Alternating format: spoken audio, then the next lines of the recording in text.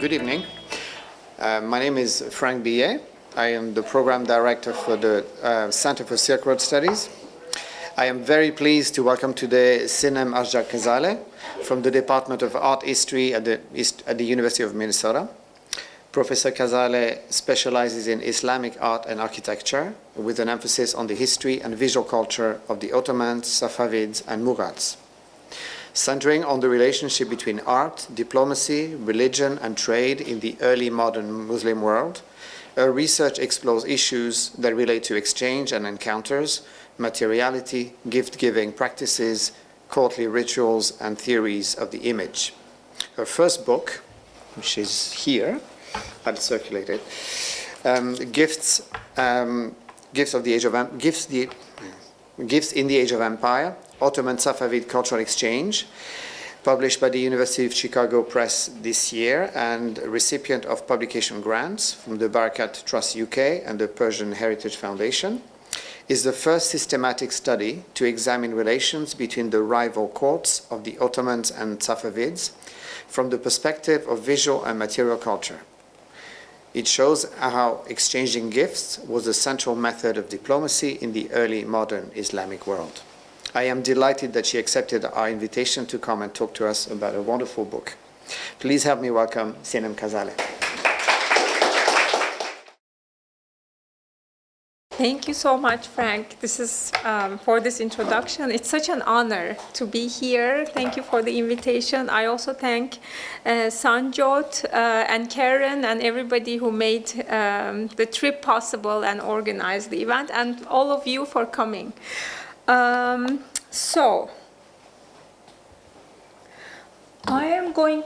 I'll just show you the different sections of the book for now. I'm actually going to, as will be clear, I'm going to focus on one section of the book, but then at the end we'll give you a broader sense of what I'm doing in the rest of the project. This painting is from the Shahnameh of Shah Tahmasp, an extraordinary copy of Ferdowsi's Shahnameh. The Shahnameh, or Book of Kings, now known as the Iranian national epic, was written at the beginning of the 11th century by Ferdowsi. Its text in 50,000 rhyming couplets mixes history with fiction as it narrates the reigns of Iranian kings before the Arab conquest as a succession of stories in which heroes with fantastic abilities, mythical beings, and evil monsters feature prominently. So here I have pages from 3 different Shahnamehs, and they depict the same theme.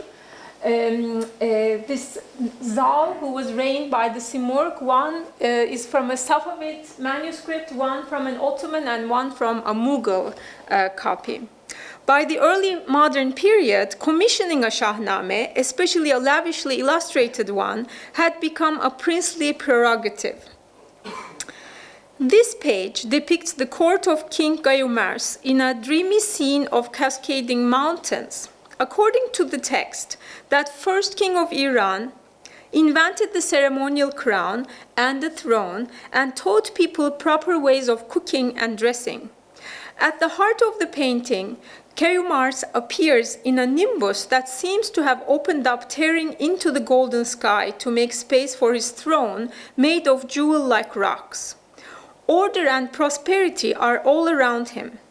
People wearing leopard skins have assembled in his court, at peace and in harmony with nature.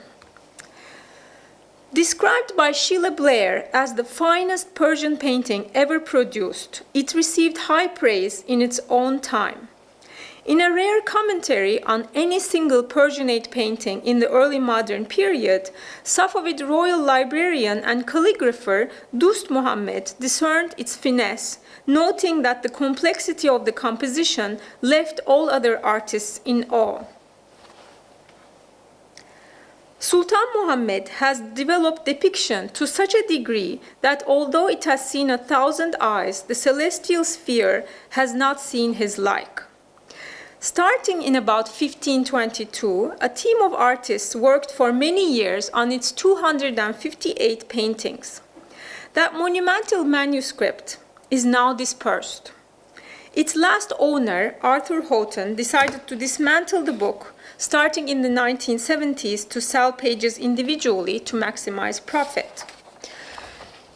Its paintings are now spread throughout the world.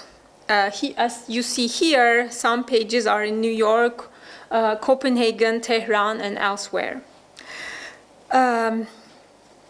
Some are in, thus, major museum collections, others in private collections, and they continue to change hands. One of the most ambitious artistic productions at any period, anywhere in the world, this book was probably initiated by Shah Ismail, the first ruler of the Safavid dynasty, and completed for his son Shah Tahmasp. A few decades after its completion, in 1568, it was among the many gifts presented by the Safavid king to the newly enthroned Ottoman Sultan Selim II. Selim's audience to the ambassador is recorded in two Ottoman manuscript paintings. One is the chronicle of the Zigetvar campaign on the left, completed a year after the ceremony. The other is found in the Book of Kings of Sultan Selim, the double-page painting on the right, dated 13 years later. The story of this presentation is extraordinary on many levels, but primarily because the gifts included matchless objects. A rare copy of the Quran attributed to Ali ibn Abi Talib, the cousin and son-in-law of the Prophet Muhammad, accompanied the Shahnameh of Shah Tahmasp. Singling out these two gifts, David Roxborough wrote, "It is hard to imagine two more potent symbols of Safavid ideology or to comprehend the value of each. The first, if authentic, was exceedingly rare, the second unequaled before or since in number of illustrations and the expanse of its materials and labor." The careful selection of these and other objects were designed, as I will try to show, to increase Tahmasp's chances of obtaining diplomatic concessions in his negotiations with the more powerful Ottoman Sultan. It was also intended as a public act of generosity and magnanimity, which could elevate and consolidate the Shah's own image as a model ruler through his piety, his artistic patronage, and his ability to own, but also give away objects of the highest quality and rarity. But from the standpoint of the gift's receiver and their audiences, these messages were not necessarily self-evident. They were multifaceted and context-specific. As individual objects and as a collection, they required attentive, contextual, and intertextual looking and reading.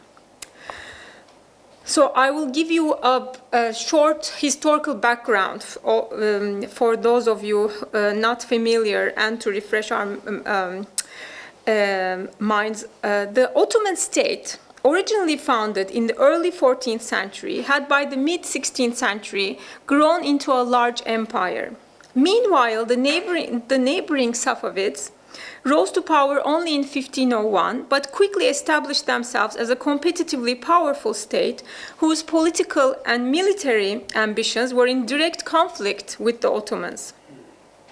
By the mid-16th century, Ottoman lands stretched from Europe to the Middle East and beyond, with North Africa and lands in the Arabian Peninsula, including Mecca and Medina.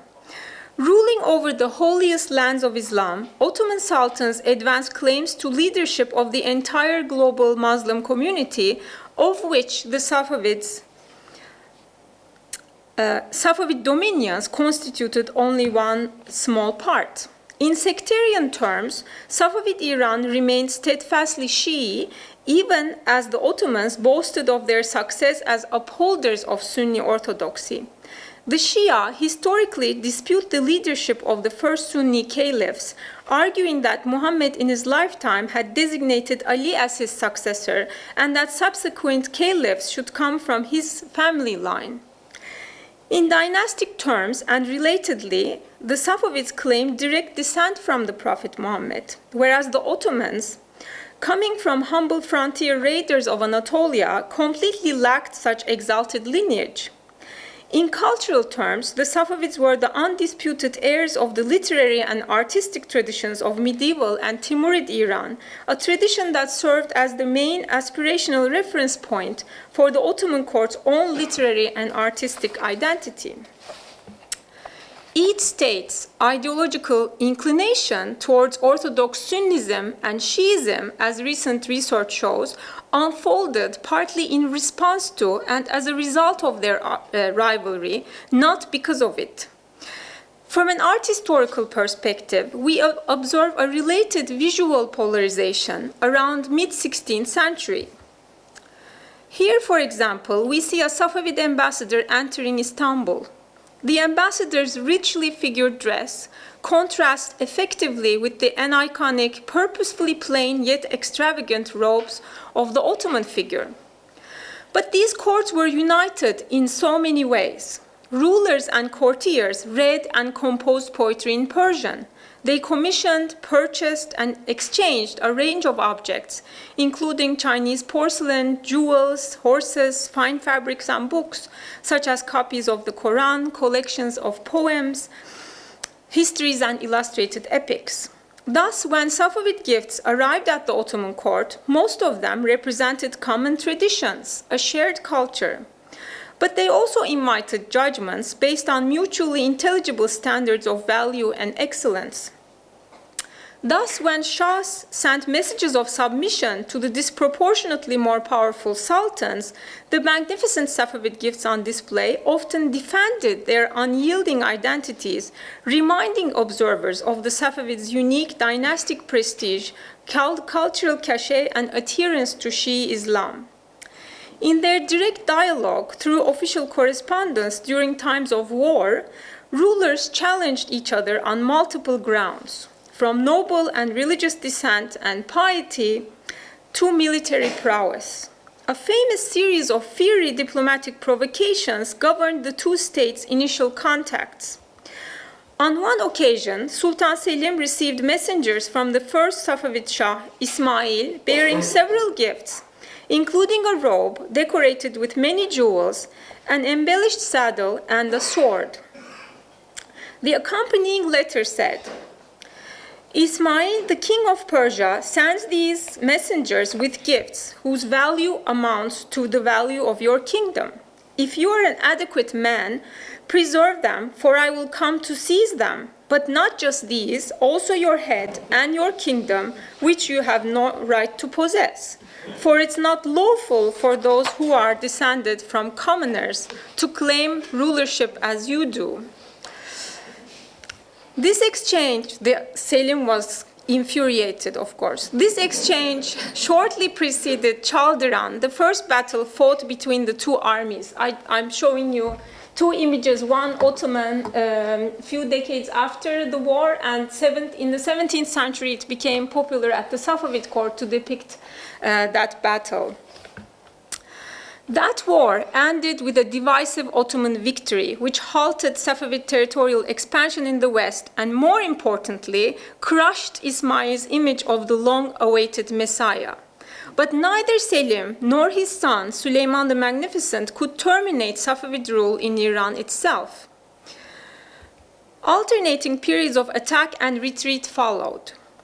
After three major Ottoman military campaigns, the first Ottoman peace was signed in 1555. During years of attack, Süleyman marched on Iran armed with fatwas that justified the killing of 12 Shii Safavids. These opinions crucially presented the conflict as holy war, charging Safavid kings and their followers with disbelief and heresy. Towards mid-century, leaving aside his early ambitions of world dominion, Süleyman came to fashion himself as universal sultan. As the sole defender of Sunni orthodoxy, he came to strictly enforce imperial and religious law.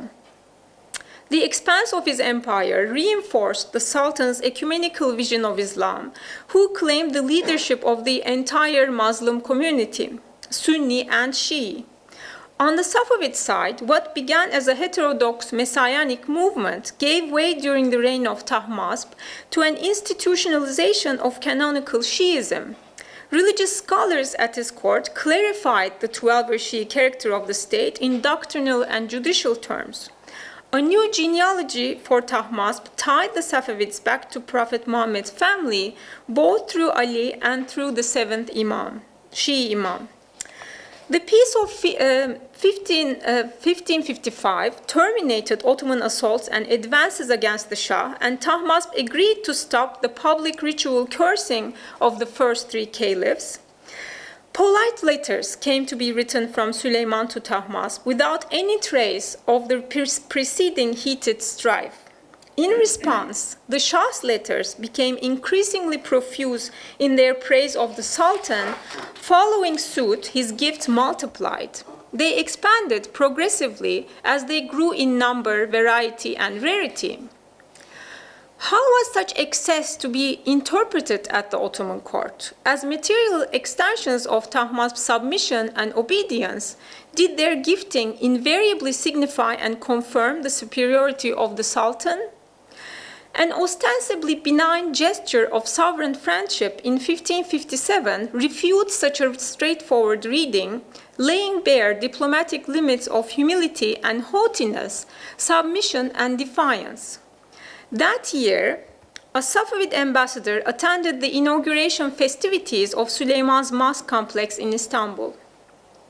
In a public ceremony attended by many foreign representatives, the ambassador presented Tahmasp's gifts of 3 copies of the Quran. The letter praised the Sultan at length, connecting him to historical and legendary kings. It also expressed the Shah's wish to contribute to the Süleymaniye with large carpets unavailable on Ottoman lands. It said the appointment of befitting carpets is a cause of ornament and perhaps a necessity for that mosque, and in that country there are no carpets as large as that mosque. He said that should the Sultan provide the desired number, dimensions, and colors for the center and borders of those desired carpets, he could promptly have them made in Iran. What appeared in the guise of a humble gift offer, explains Guru Necipoğlu, was in actuality nothing but a reminder of Safavid artistic superiority, a subtext not lost on Süleyman. The Sultan tersely rejected the offer of pious donation, explaining that all the carpets, oil lamps, and other decorations for his mosque had already been ordered from producers within his own realms. This exchange, which demonstrates how gifts, or even the possibility of them, could bring to the fore enduring undercurrents of religious and political hostility, provides a backdrop for Tahmasp's gifts for Selim II, congratulating the Sultan's accession to the throne. The embassy came at a particularly delicate moment, and the shaky transition of power. In 1559, Selim, as prince, fought the more favored heir to the throne, Prince Bayezid, who fled to Tahmasp's court in Kazvin. Moreover, with Süleyman's death, peace had to be re-ratified by the new Sultan. As the Safavid delegation of 700 people moved through Anatolia, the Ottomans took extraordinary measures to organize an impressive welcome, heightening pomp and complexity of reception protocols at each stop. So this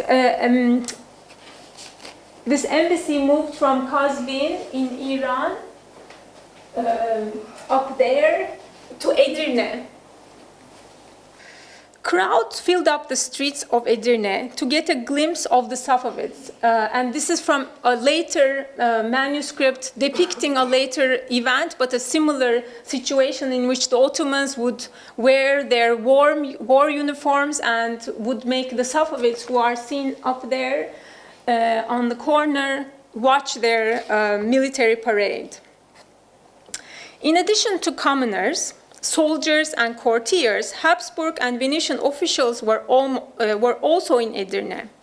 During those days, an important incident darkened the carefully orchestrated public spectacle of amity.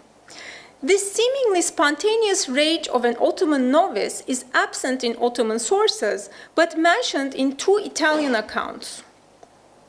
The other day, to present the Pasha's gifts, Shah Kuli himself went to visit them, where on his way a strange event came about. A novice appeared in front of him and shot an arquebus to kill him, but missed him, instead hitting one of his own seniors.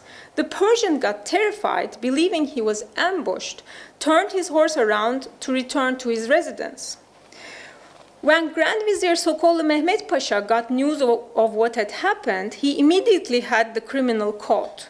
When questioned about his action, the transgressor said that he would not have done it had it not been for this ambassador, who was a heretic and was sent by a heretic king, enemy of their saints, and for this reason it was not appropriate that he came to make peace with his king, and that it was not suitable. If most of the encounters between members of the two courts so far had been private, formal, and recorded in elite books, now the obscure tension was made public. This tension, fueled by decades of anti-Safavid propaganda, evidently lingered in public opinion even years after the peace treaty was signed. To avoid a full-blown diplomatic crisis, Sokollu had to make a sacrifice. The criminal was brutally murdered before the public. With his hand cut off, he was dragged on the streets of Edirne, tied to the tail of a horse, and later decapitated. 3 days later, the Sultan received the delegation at the imperial palace. The ambassador's encounter with Selim was the most formal and perhaps the most intimidating. When taken before Selim, Shah Kuli was held on his arms by two gatekeepers who pushed him down to bow before the Sultan. In the Shehname-i Selim Han, Selim sits in a large throne with his viziers lined up next to him in order and discipline. Safavid officials in the scene, most markedly Shah Kuli, are distinguished by their headdresses, Taj or Taj-i Haydari, a tall red batan around which the white turban was wrapped. It was in reference to this headgear that the Ottomans called the Safavids redheads. In the foreground, we see court attendants holding one or more of the gifts. This parade begins on the right page, proceeding to the left. The first gifts appear as bound books, followed by metal objects and gilded aigrettes with black heron feathers. Next are fabrics or small silk carpets.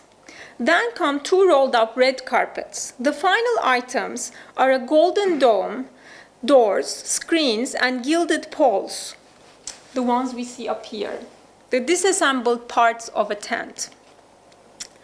Tahmasp's most distinguished gift was a very special copy of the Quran that is now lost. Sources other than the gift itself, nevertheless, undergird its distinction and transmit its significance and meaning. In earlier correspondence, Tahmasp had substantiated the preeminence of the Quran, declaring them as gifts superior to all else. In his letter for the opening of the Süleymaniye Mosque, he explained, "We have dispatched 3 exalted codices of the Quran, as they are the most excellent of rarities and gifts, and the most fitting, and the best for that supreme edifice." The gifts highlighted as most important in this painting are indeed the bound books. The text here confirms this reading, as books are mentioned first in the lines running above the scene. First, an illuminated Quran inlaid with large jewels, acceptable books and shahnames written in order and with assemblies. The value of the large jewels decorating the Quran, when compared to the rarity and importance of the book, was insignificant. Marcantonio Pigafetta recorded it as a Quran which they claimed to be written in Ali's own hand. Ali bin Abi Talib was the cousin and son-in-law of the Prophet Muhammad, one of the most venerated figures in the Islamic traditions, Sunni and Shi'i alike. And any traces of writing attributed to him were extremely rare. Confirming extant writings by Ali, a Safavid author wrote that Ali was the first person to embellish Qurans with designs and illumination. 16th century treatises characterize artists' lineages as the driving force behind authors' quest. In this construction, Ali is a key figure within the chain of transmission, silsile, of artistic knowledge, the one who gave meaningful form to writing, and who potentially possessed the power to instruct or guide generations of talented artists to come. In the Rose Garden of Art, Ali appears as the master of Kufic script. There exist tracings of the miraculous kalams of Ali, which enlighten the sight of the soul and brighten the tablets of the heart.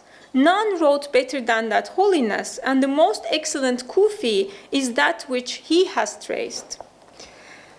Such Qurans bearing ostensible signatures of Ali and other Imams, according to Sheila Blair, served a legitimating function for the Safavids, who claimed descent from Muhammad through the line of Ali. These objects were venerated as religious relics, and their possession by the Safavid rulers provided tangible proof for his line of descent. As a gift, Ali's Quran therefore potentially highlighted to its Ottoman audience Safavid royal descent and kingly cultural refinement by citing both the present and the past. The other exceptional gift is described by the Ottoman author Feridun Ahmed as a Shahnameh dedicated to the name of Shah Tahmasp, bound in one jewel-encrusted volume. This manuscript, as I noted at the beginning, is often noted as the most lavish and beautifully illuminated copy of the epic ever produced. It reflects the collaboration of a team of artists over many years, including the legendary Behzad, Sultan Mohammed, Mir Musawwir, and Aga Mirak, who worked under the close supervision of Tahmasp, himself a painter. Similar to earlier Safavid illustrations, the paintings in the book present history in a contemporary context. Even as the narrated events take place in pre-Islamic history, people appear in Safavid attire, and the spatial settings frequently depict Safavid gardens and palatial buildings in which 16th century court rituals and objects are markedly recognizable. The historical singularity of the book's production has been explored from a different perspective by Robert Hillenbrand, who noted the abundance of battle scenes that testify to struggles between Iran and Turan. This struggle projected a sort of nationalist message for Hillenbrand, Iran for the Iranians. But by the time the book was gifted to the Ottoman Sultan, those problems had been resolved. Tahmasp had established his authority as the prosperous king of Iran, and he had lost interest in the arts. The gift of his Shahnameh in this construction was a gesture to cement good relations with Selim at a time of peace when the Shah's priorities had changed. But if indeed the book itself was designed as an exceptionally royal production with no close match in scale and quality for at least a century, and if it projected such pointed political messages, when it became a gift, would that not be lucid to its new Ottoman audience, and how would it be received? Prismatically complex, the Shahnameh of Shah Tahmasp was designed as a nexus interconnecting Safavid political and religious ideals with aesthetic aspirations of perfection. The book's astonishing scale, its political associations, and the high level of artistic achievement attained in it were semantically multivalent in an exchange context. It was a gracefully flexible gift, for the meanings it would convey in its new context tightly depended on its audience. It would have to be opened up, contemplated, and compared to other examples by a learned reader to appreciate its distinction and to decipher the complex intentionalities it embodied. Such a reading maintains that this Shahnameh was a potent object following Alfred Jall's definition of artwork, embodying intentionalities that are complex, demanding of attention, and perhaps difficult to reconstruct fully. In its new life and form as a gift, the intelligibility of its meaning and agency would depend on how informed its audience was and the care and thought they would dedicate to the book in that new context. There is no record of how the book was received at the Ottoman court in 1568. But let us imagine ourselves as the Sultan observing his new gift. An introduction opens the book. Prefacing the beginning of the text is a dedicatory page.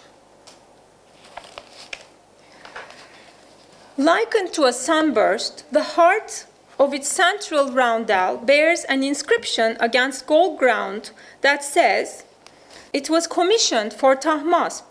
At the Ottoman court, this dedication would serve as an imprint recording the book's history, making it an inalienable gift to tie it perpetually to its original owner. The first painting, as the text begins, has an unusual theme from Ferdowsi's prologue. In this story, 70 ships move forward toward a stormy sea. One ship among those is singled out because in it were the Prophet Muhammad, Ali, and Prophet's family and successors. Ferdowsi's story emphasizes the importance of the faithful of making the wise decision to get on the correct ship in order to follow the correct path. It says, if your eyes turn toward the other world, take your place by the Prophet and Ali.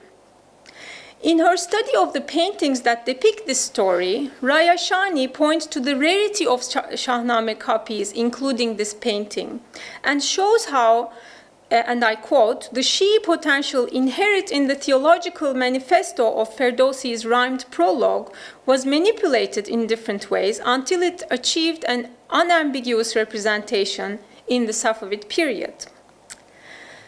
In a more recent study, Christian Gruber has traced this trajectory more closely, noting how the paintings depicting the Ship of Salvation prior to the year 1500 quote, tended to show Muhammad surrounded by the first four caliphs rather than his family, relatives, and descendants. Later, as Gruber has shown, a significant transformation took place, reflecting the formulation of a markedly Safavid concept of religion and vision of salvation. During the 16th century, Muhammad came to be depicted in Safavid paintings with three novel visual markers: a white facial veil, the distinct Safavid turban, the Taj, and an enlarged halo of flames, all of which we see here. Further, Muhammad shared some or all of these unique and stratified identifiers with those closest to him.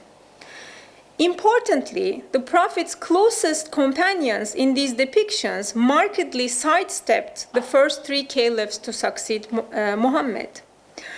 All of these ideas found their boldest expression in Tahmasp's Shahnameh, for it expresses a strong view of Twelver Shi'i salvation. The Shi'i tradition emphasizes that in his lifetime, Muhammad designated Ali as his successor and likened his family and successors to Noah's Ark as a vessel of salvation. The painting reflects this idea iconographically. Four figures stand out in the scene with their veiled faces and flaming halos, all placed in an elevated section. Two of them flank a canopy at the highest point on the ship. These figures must be Hassan and Hussein, Ali's sons and Muhammad's grandsons, the ones who are in the back. The two figures sitting under the canopy represent the Prophet and Ali. For the receivers of this gift, the omission of the Sunni caliphs from a painting about the right path would have visually paralleled the Safavid rejection of the legitimacy of the first three caliphs of the Sunni tradition. This is significant, for the peace treaty of 1555 had clearly stipulated the Shah to cease the public ritual cursing of those holy figures. All four figures in the scene are indexed clearly as 12 Shi'i Safavids. Furthermore, for Muhammad and members of his family, all wear the Safavid turban. In a comparable scene of the same theme, produced around the same time, now in the British Library, Muhammad and Ali are at the head of the ship. They are distinguished meanwhile from the rest spiritually through their veiled faces and spatially through the use of a pole that separates them from the others. They are here. This is Muhammad and that's Ali. But Muhammad is further set apart from Ali as he is vertically elevated. Holy figures in the scene, probably representing the Shi'i Imams, lack the facial veil meanwhile, but they have flaming halos as they also wear the Safavid turban, including Ali. But Muhammad wears a neutral headdress which lacks the distinguishing Safavid tall red extension. The Shahnameh Shahi is more assertive in this connection, without any obvious marks of identification, and as Martin Dixon and Stuart Carey Welch have pointed out, Muhammad and Ali are indistinguishable. Here. This representation would have served an unmistakable legitimating function for Tahmasp, for it affirmed Safavid claims of descent from the Prophet and the first Shi'i Imams. To an Ottoman audience, however, the scene would say more than reiterating Tahmasp's religious orientation and dynastic claims. The red turban with 12 folds became a militant political symbol under Shah Ismail's rule. During years of the Ottoman-Safavid conflict, it was this headgear that became a major symbol of attack, a point of mockery, and a sign and material proof of the heresy of the Shah's followers, whom the Ottomans collectively called redheads, Kızılbaş or Sürsar.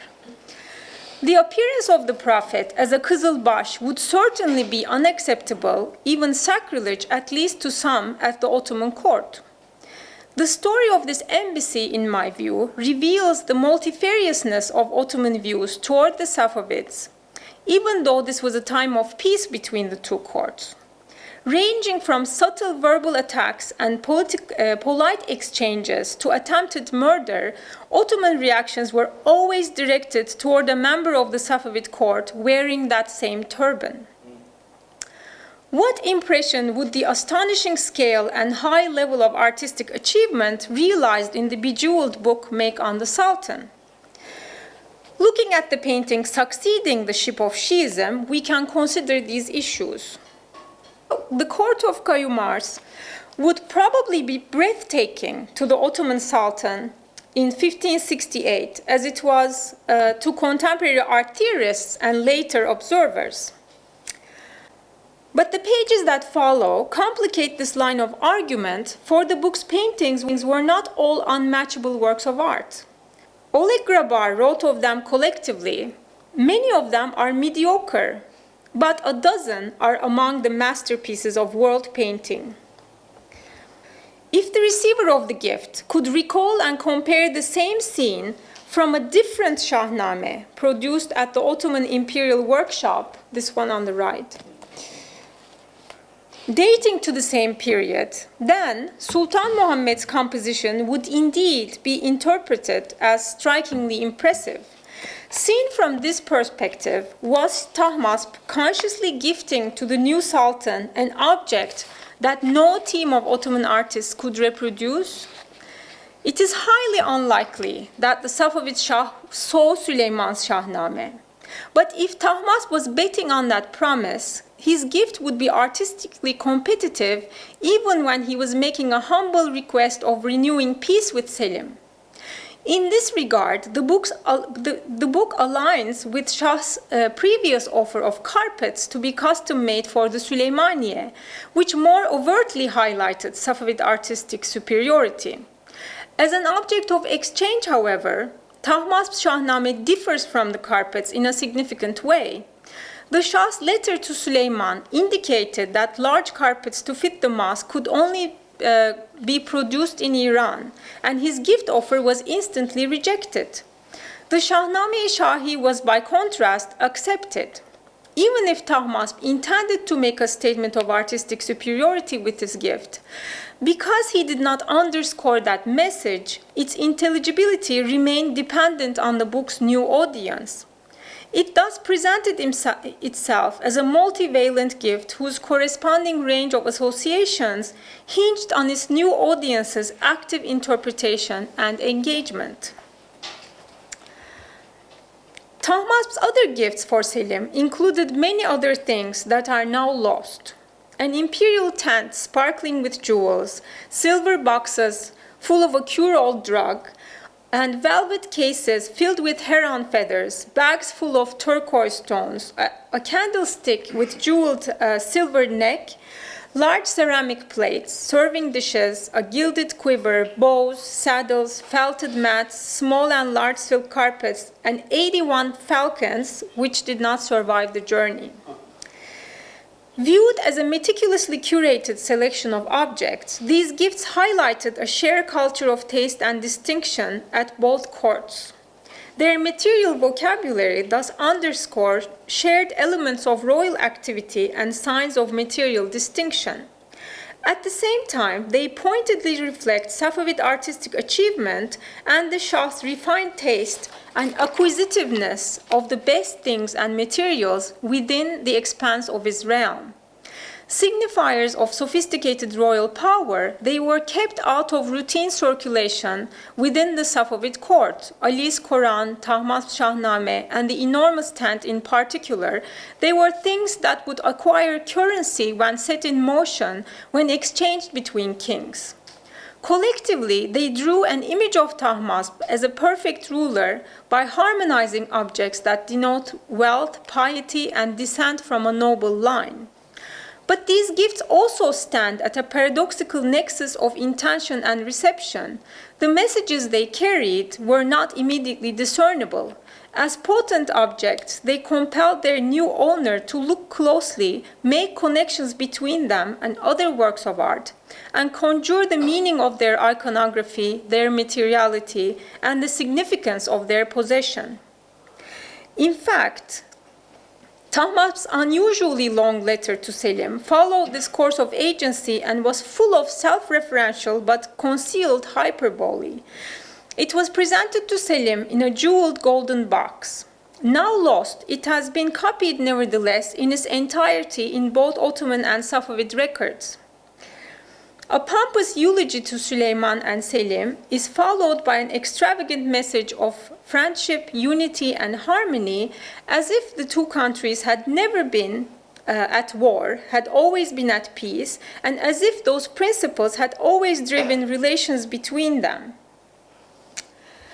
Meanwhile, the Sultan and the Shah were acutely aware that foreign observers would be present, watching and recording and advancing their own interpretation of the exchanges. Keeping this in mind, regardless of what messages Tahmasp might have intended his gifts to impart, Ottomans skillfully eschewed and redirected their meaning in a self-serving way. Bailu Giacomo Soranzo wrote in his report, "I should not forget to tell your Majesty, as there were many retainers of Christian ambassadors as well as my own outside the divan, the Pasha asked all of them to come in and see the great gifts the aforementioned ambassador brought. Then Sokollu announced in a very loud voice that they should see how a sultan should be treated by someone who comes to kiss his hand. The Grand Vizier's tone demonstrates that the distinction of the gifts was well understood, but the public shaming of the other ambassadors also implies that he wished the gifts to be interpreted by outsiders precisely as objects of submission." This project began in Venice, where I discovered a document that I later could not stop thinking about. It was a report on the 1568 embassy with an attached list of gifts. The items at its top confirmed my expectations, a Quran and an illustrated manuscript, Tahmasp's Shahnameh. I was thrilled to have located therein a celebrity object and could not wait to find more. But as I dug deeper into research, one thing quickly became clear. Most gifts only traveled one way, from Safavid Shahs to Ottoman sultans. And for over 100 years, these kept increasing, remarkably without comparable gifts in return. Furthermore, most gifts presented in such highly charged competitive environments have either disappeared or they are impossible to identify.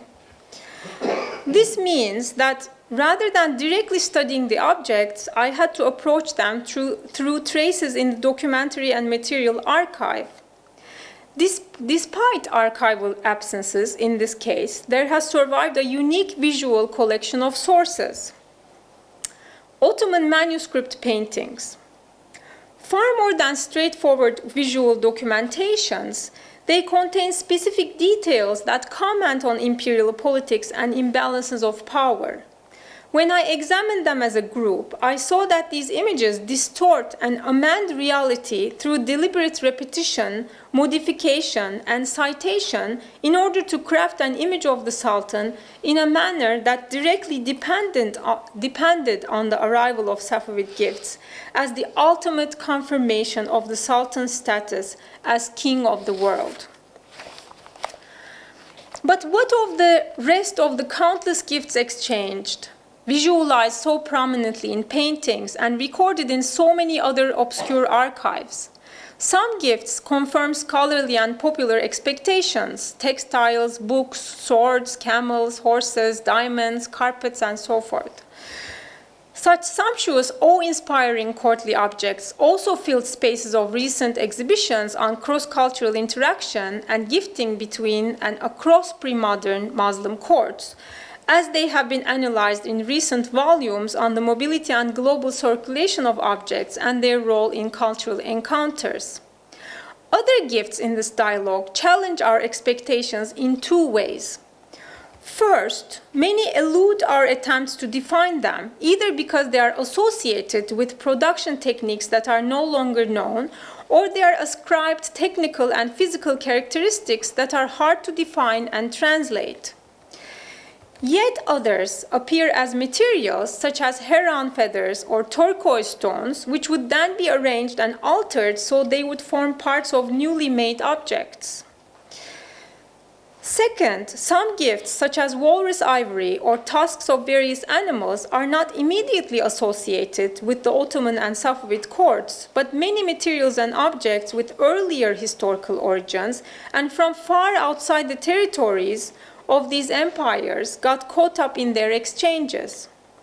Such unexpected gifts contest now standard art historical taxonomies and force us to confront our contextual boundaries. What we take as our objects of study in early modern Muslim courts and what we then neglect. In a case where visual and material remains of gifts on most occasions have not survived, I weave rhythms of gifts into a well-grounded historical context.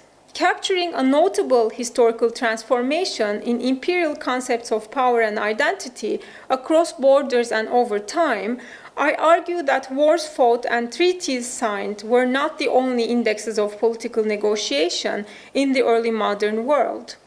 Tracking gifts over a period of more than a century reveals patterns of exchange that testify to their cardinal role in politics and sets in motion a fresh contextualization of Islamic cultural and diplomatic history against the background of expanding global trade networks.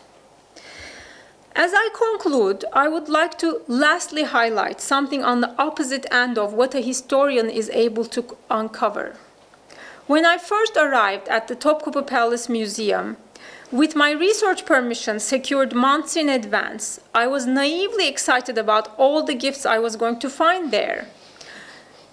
In every trip, I toured the museum's treasury section, the Hazine, and had many conversations with its curator, who assured me that there are no gifts from the Safavids in the collection besides what is on display. Thus, in that dimly lit space, a few iconic objects that bear the name of the founder of the Safavid dynasty, Shah Ismail, stand for the entire Ottoman-Safavid exchange in any form. A jeweled belt, an armband, and a nephrite jug inlaid with gold arabesques. In a large niche displayed together, those objects are widely known to have arrived in Istanbul in 1514, captured by Sultan Selim at Ismail's palace in Tabriz after their famous battle at Chaldiran. They might indeed have entered the treasury as gifts from Ismail, for they appear as object types without any identifying description in numerous records. But the large point in method I would like to make is to point out how we treat what has remained and what has been lost as we study the past.